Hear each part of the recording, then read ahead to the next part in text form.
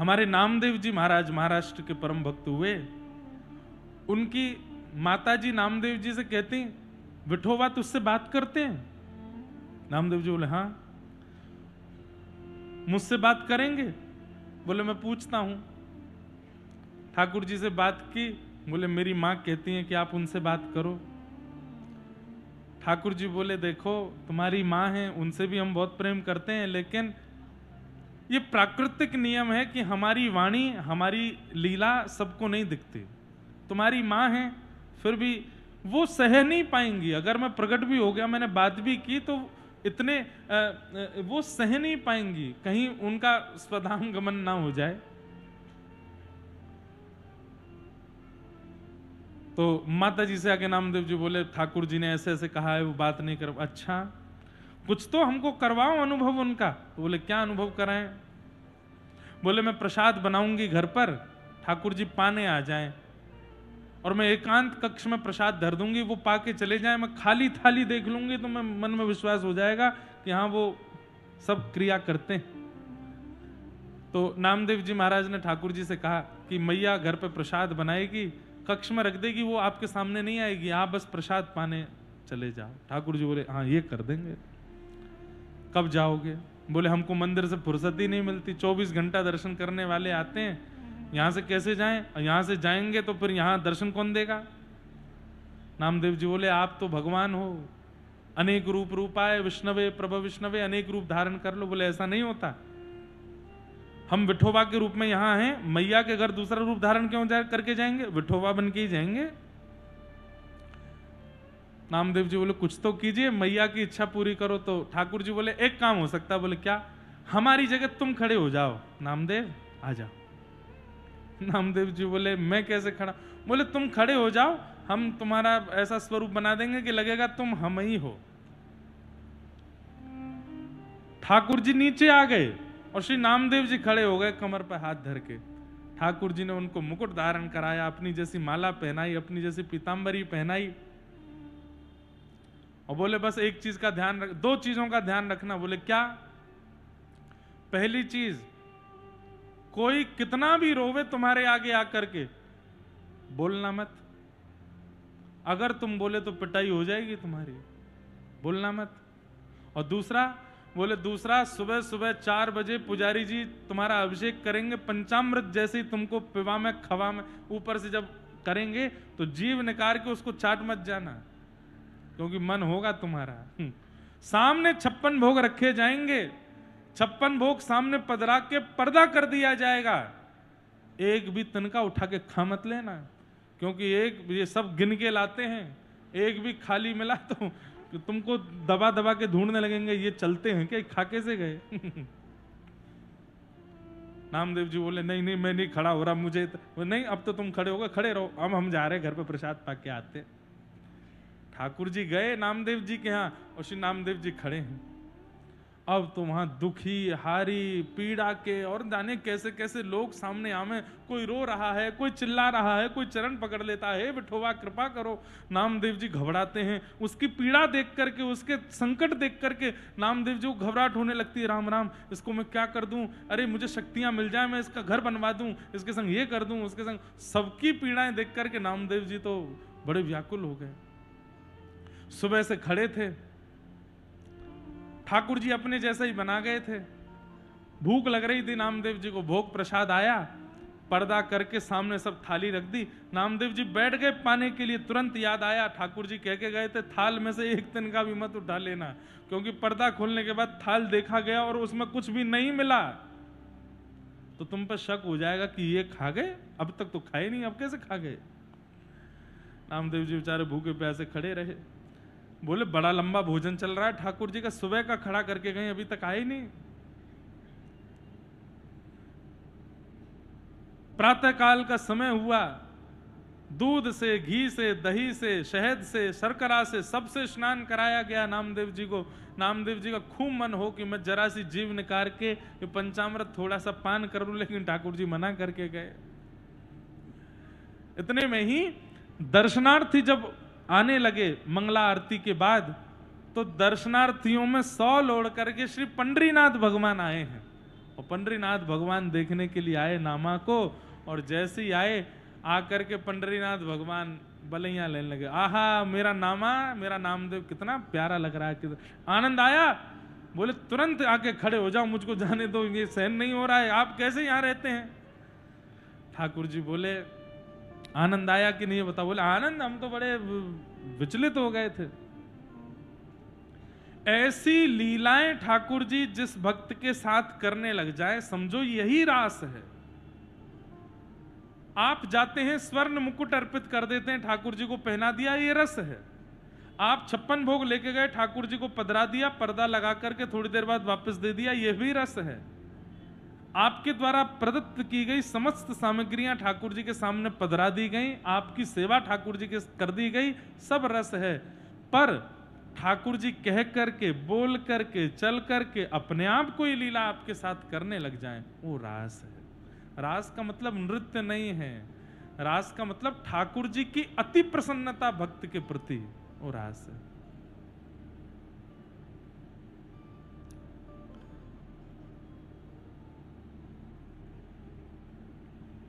आज गोपियों के साथ रास किया है भगवान ने। जब लंका विजय करके वापस आ रहे थे राघव जी, तब हनुमान जी ने प्रार्थना की थी दंडक वन के संतों को दर्शन देना है राघव जी। तब राम जी बोले हम नहीं रुक सकते। क्यों? भरत जी प्रतीक्षा कर रहे हैं, हमको पहुंचना पड़ेगा, नहीं तो भरत जी प्राण त्याग देंगे। हनुमान जी महाराज बोले वहां एक भरत है, दंडक वन में लाखों भरत हैं नाथ, इनका क्या होगा। तो हनुमान जी महाराज से राघव जी ने कहा तुम जाकर के उनको आज्ञा दे दो, क्या कि वे द्वापर तक प्रतीक्षा करें। द्वापर में जब हम कृष्णावतार धारण करेंगे, तब यही दंडक वन के सारे प्रतीक्षार्थी संत व्रज की गोपी बन करके आएंगे और हम इनके साथ रास विहार करेंगे। अभी तो केवल मेरा दर्शन होगा, लेकिन रास विहार जब होगा तब स्पर्श भी होगा, तब नृत्य भी होगा, तब गायन भी होगा, बहुत सुख दूंगा मैं। एक प्रियतम प्रियतमा का जैसा सुख होता है, वैसा सुख इन सब संतों को दूंगा, तुम बस मेरा वचन दे के आओ। तब हनुमान जी महाराज ने दंडक वन के संतों को आज्ञा दी कि आप लोग द्वापर तक प्रतीक्षा करो, यही राघव जी जब श्याम सुंदर बन के आएंगे तब आपके साथ रास विहार करेंगे। आज वही दंडक वन के संत व्रज की गोपी बन करके आए, और जैसे ही कदम्ब वृक्ष के नीचे जाकर के ठाकुर जी ने अधर पर वेणु धारण करके अपनी कोमल उंगलियों से आच्छादित करके प्राण पिरोए, वह वेणु की ध्वनि कानों में जैसी पड़ी है गोपियों के,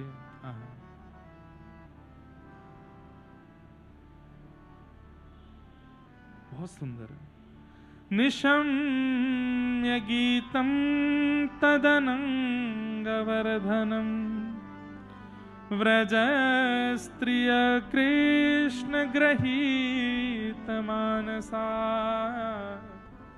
आजग्मुरन्योन्यमलक्षितोद्यमा न यत्र कान्तो जवलोलकुंडला। निशम्य गीतम तदनंग वर्धनम, कहते हैं कि ठाकुर जी की वेणु की ध्वनि जैसे ही गोपियों के कानों में जाने लगी, तब कहते हैं तदनंग वर्धनम, बोले प्रेम का वर्धन करने वाली ध्वनि ठाकुर जी ने बजाई है। और अंग वर्धनम का अर्थ यहां पर लिखा गया, नेत्रों में दर्शन की इच्छा प्रकट हो गई, कानों में श्रवण की इच्छा प्रकट हो गई, त्वचा में मिलन की इच्छा प्रकट हो गई, चरणों में प्रदक्षिणा की इच्छा प्रकट हो गई, हाथों में स्पर्श की इच्छा प्रकट हो गई। सारे अंग मानो जैसे कंपायमान होने लगे कि कृष्ण चाहिए। दर्शन को नैना तपे, वचन सुनन को कान, मिलवे को हियरा तपे, हिय के जीवन प्राण, गोवर्धन वासी सांवरे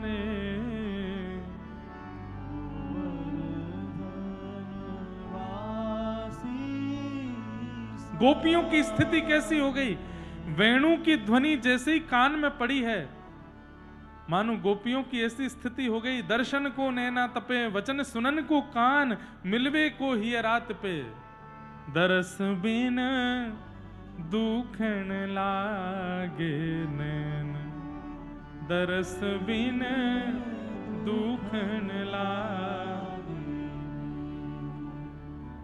जब ते पिए बिछरे तुम मोसो, जब से पिया बिछरे मोसो, जब से पिया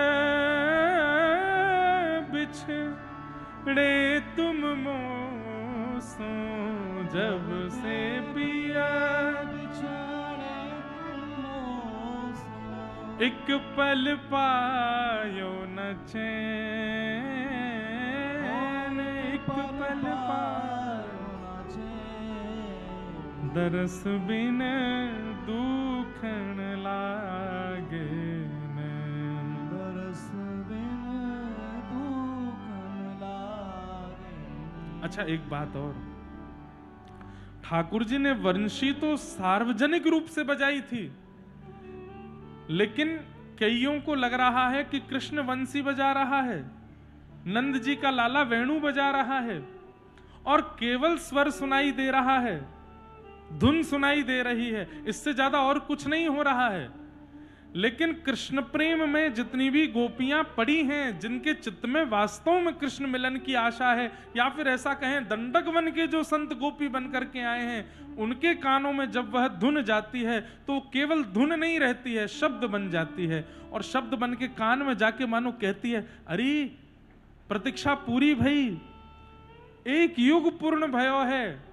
त्रेता के बाद द्वापर में वही राघव कृष्ण बनकर के आए हैं, और कहां रुक करके बैठी रहेगी, चल जल्दी कन्हैया से मिलवे को समय आयो है।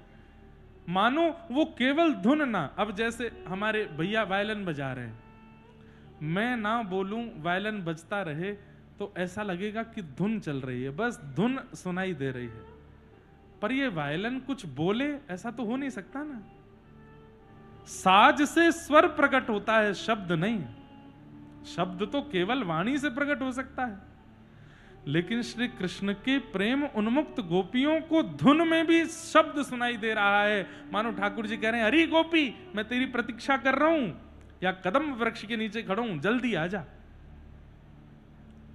और वह गोपियां अपने यथावत कार्य को वहीं छोड़ करके दौड़ती हैं। कोई दूध काट रही थी, कोई पति को भोजन करा रही थी, कोई अपने बालक को सुला रही थी, कोई स्नान कर रही थी, कोई श्रृंगार कर रही थी, कोई वस्त्र पहन रही थी, सब अलग अलग कार्यों में थी, और जिस कार्य में जिस स्थिति में थी, वेणु की ध्वनि आते ही तदा उसी समय दौड़ी हैं। यही कथा में होता है बंधुओं, बहुत ध्यान से सुनिएगा। यहां आने वाला प्रत्येक श्रोता गोपी है, परंतु अधिकतर श्रोता रूपी गोपी को लगता है कि व्यास मंच पर बैठकर के व्यास जी केवल बोल रहे हैं, पर यहां बैठी हुई कुछ गोपियों को ऐसा लगने लगता है कि नहीं नहीं, इन व्यास जी की वाणी से श्री कृष्ण ही हमको आज्ञा कर रहे हैं, और वो आज्ञा सुनते ही तुरंत दौड़ पड़ते हैं वृंदावन की ओर, तुरंत दौड़ पड़ते हैं श्री श्याम सुंदर के दर्शन के लिए। उसी स्थिति में हो जाते हैं।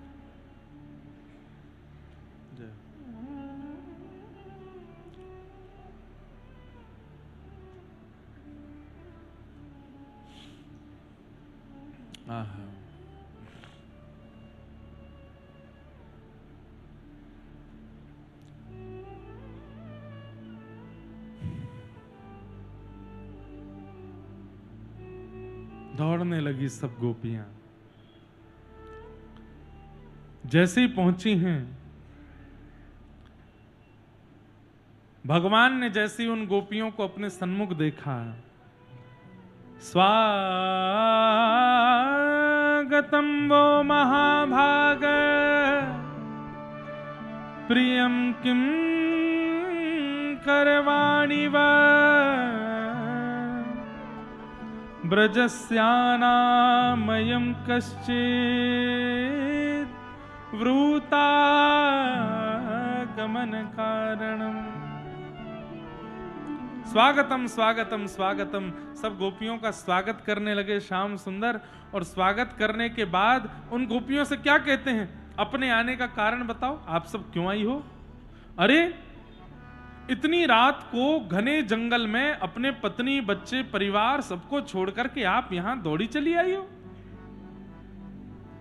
मुझे बहुत आश्चर्य हो रहा है आप सबके यहां पर आने का। गोपियां कह रही हैं, बताओ, खुद ने आमंत्रण दिया, खुद ने बुलाया, खुद ने वंशी बजाई, कानन में जाके बोल रहे हैं मिलवे आओ, और एक युग से प्रतीक्षा करवा रहे हो हमसे, और आज हम जब सब कुछ छोड़ छाड़ के चली आई तो यूं कह रही हैं अपने आने का कारण बताओ। भगवान यहां पर गोपियों को पतिव्रता नारी का धर्म समझा रहे हैं। पति का किसी भी स्थिति में त्याग नहीं करना चाहिए, सास ससुर आदि आदि इन सब के प्रति कैसा भाव रखना चाहिए, और स्त्री का धर्म क्या होता है, क्या होता है। 10 श्लोकों में भगवान ने यही समझाया कि स्त्रियों का धर्म क्या है। एक बार मुझसे किसी माता जी ने पूछा, महाराज जी सवरे ज्ञान स्त्रियों को ही क्यों समझाए जाते हैं, पुरुषों को क्यों नहीं समझाया जाता? हमारे मन में एक उत्तर आया, और ये बिल्कुल सटीक उत्तर है, बहुत ध्यान से सुनिएगा। बोले गोस्वामी तुलसीदास जी तो माताओं को समझा रहे हैं, मां भीष्म पितामह ने जब ज्ञान उपदेश दिया तो वो भी स्त्री धर्म बता रहे हैं, पुरुष धर्म तो नहीं बताया उन्होंने। यहां पर आज ठाकुर जी भी स्त्रियों को समझा रहे हैं, पुरुषों को क्यों नहीं समझाया जाता? सारे नियम कानून माताओं के लिए क्यों, सब कुछ माताओं को ही क्यों समझना है? वुमेन एम्पावरमेंट वाले पीछे पड़े रहते हैं। देखो बहुत ध्यान से सुनिएगा, गैर जिम्मेवारों को नहीं समझाया जाता जिनके ऊपर जिम्मेवारियां ज्यादा होती हैं उन्हीं को ही समझाया जाता है। माताओं के ऊपर जब तक विवाह नहीं होता तब तक पिता की जिम्मेवारी, भाई की जिम्मेवारी, पिता ब्याह हो जाने के बाद पति की जिम्मेवारी, परिवार ससुराल की जिम्मेवारी, संतान होने पर बच्चों की वो जिम्मेवारी में ही रहती हैं जन्म से और अपने संपूर्ण जीवन तक। जिसके ऊपर इतनी जिम्मेवारी जिम्मेदारियां, समझाया तो उसी को जाएगा ना। और जो गैर जिम्मेदार है, आलसी मानव पड़ा रहता है, उसको क्या समझाना है? जिस पर कोई भार ही नहीं है उसको क्या समझाना? लेकिन जिसको बहुत कुछ, और एक और बात, जिससे बहुत उम्मीद होती है उसी को समझाया जाता है। जिससे कोई उम्मीद नहीं, पता है कि सब नाश ही करने वाले हैं, उनको नहीं समझाया जाता। आप कहोगे बड़ी प्रशंसा करी महाराज जी आपने हमारी, वाह आप सबसे बढ़िया कथा वक्ता हो लेकिन ये बात, अच्छा एक बात और बताएं, ऐसा मेडिकल रिसर्च कहती हैं कि हृदय गति रुकने से सबसे ज्यादा मृत्यु होने वालों की संख्या पुरुषों की होती है, माताओं की नहीं। माताओं की हृदय गति नहीं रुकती, न मतलब होती तो है, पर ये जो अटैक होता है ना, ये पुरुषों को ज्यादा होता है। क्यों? गाड़ी अगर चलती रहे ना तो उसमें दिक्कत नहीं आती, पर गाड़ी खड़ी रहे, नई गाड़ी शोरूम से निकाल के लाके शटर में खड़ी कर दो, 5 साल बिल्कुल मत चलाइएगा। आप 5 साल बाद गाड़ी को ऑन करोगे वो खराब हो चुकी होगी, क्योंकि गाड़ी जितनी चलेगी, मशीन जितनी चलेगी उतनी ज्यादा एक्टिव रहती है, उतनी ज्यादा नई रहती है, उतनी ज्यादा अच्छी रहती है। हृदय जिनका चलता रहता है वो हृदय से नहीं मरते। माताएं यहां से कम सोचती हैं, इधर से ज्यादा सोचती हैं, इसलिए हृदय गति रुकने से वो उनकी मृत्यु नहीं होती। और भाई लोग यहीं से ही सोचते हैं, इसका काम ही नहीं है, इसलिए बेचारा पड़ा पड़ा जंग लग जाती है उसमें। और इसीलिए ज्यादातर पुरुषों की मृत्यु अटैक से हो जाती है। माताएं बुद्धि का कम प्रयोग, इसका मतलब ये मत सोचना बुद्धि में जंग लगती है। अच्छा एक बात बोलें, हृदय में जंग लग गई तो मृत्यु निश्चित, बुद्धि में जंग लगे तो मृत्यु नहीं होगी। बुद्धि में जंग लगे तो पागल खाना जाना पड़ेगा, लेकिन हृदय में जंग लग जाए तो मृत्यु हो ही जाएगी। जीवित हृदय रखेगा, बुद्धि नहीं। क्यों माताओं को समझाया जाता है? क्योंकि भाई पूरी सृष्टि की जिम्मेवारी ही उनके ऊपर है। इसलिए जगह जगह पर माताओं को ही समझाया जा रहा, बोले आप समझो, आप समझो, आप समझो, क्योंकि आप समझोगे तो ही सब चलेगा। लेकिन इसी को आज के जमाने में दुर्भाग्यता से गलत मान लिया जाता है कि क्यों, हम ही क्यों समझें, इनको समझाओ, इनको बताओ।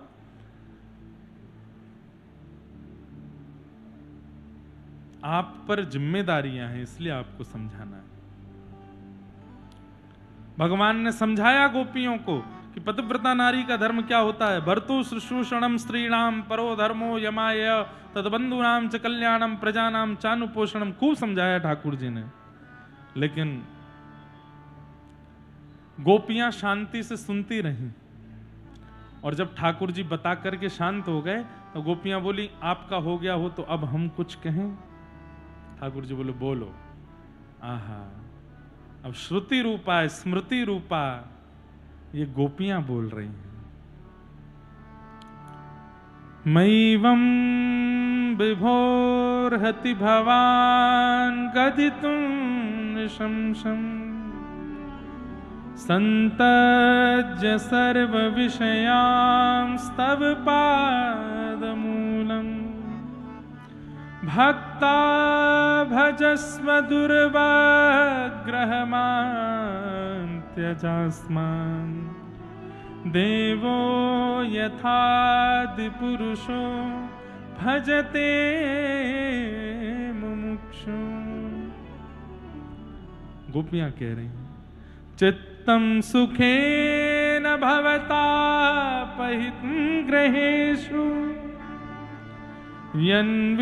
यन्निर्विशस्त्युतकरावपि गृह्य कृत्ये पादौ पदं न चलतस्तव पादमूलात् यामः कथं ब्रजमथो करवाम किं वा। गोपियों ने जब बोलना प्रारंभ किया तो जगत नियंता जगदाधार देख रहे हैं, स्तब्ध होकर के सुन रहे हैं, और धीमे धीमे नेत्रों से अश्रु प्रकट हो रहे हैं। क्या कह रही हैं गोपियां? आप कहते हो कि मैं मिलूंगा तो कोई और नहीं मिल सकता, मुझे प्राप्त करना है तो सबको छोड़ के आना पड़ेगा। और आज जब हम सब छोड़ करके चली आई हैं आपके पास में, अरे पति क्या, बच्चे क्या, परिवार क्या, लोकलाज क्या, मर्याद क्या, अरे शरीर के जितने धर्म हैं सब छोड़ करके आपकी शरण में चली आई हैं, तो आप हमसे पूछ रहे हो कि अपने आने का कारण बताओ। हे कृष्ण, आप हमको व्यभिचारिणी मत समझना। बहुत ध्यान से सुनिएगा बंधु। गोपियां कह रही हैं आप हमको सामान्य व्यभिचारी स्त्री के समान मत समझना, जो एक पति होते हुए अन्य पुरुष की ओर दृष्टि रखे, वैसी स्त्रियां नहीं हैं हम ये बात जानती हैं कि आप परमात्मा हो, आप ईश्वर हो, आप 84 लाख योनियों में हमको भ्रमण कराते रहते हो। कब से हम आपकी प्रतीक्षा कर रही हैं ये आप जानते ही नहीं हो। हमारा प्रेम मिलने में नहीं है, हमारा प्रेम स्पर्श का नहीं है, हमारा प्रेम देखने का नहीं है, हमारा प्रेम किसी और क्रिया का नहीं है। संसारी प्यार, संसारी स्नेह, संसारी आकर्षण, वो सब हमारे चित्त में नहीं है। हमारा प्रेम केवल इतना है कि एक बार आप कह दीजिए कि तुम सब मेरी हो, बस ये कहकर के आप अंतर्ध्यान हो जाओ। हम आपको ढूंढेंगे भी नहीं, हम आपको बुलाएंगे भी नहीं, बस एक बार कह दो कि हम सब आपकी हैं। तुम्हें छोड़ सुन नंद दुलारे, कोई ना मीत हमारो। तुम्हें छोड़ सुन नंद दुलारे, कोई ना मीत हमारो। किसके द्वारे जाए पुकार, और न कोई सहारो। किसके द्वारे जाए पुकार, और न कोई सहारो। अब तो आके बांध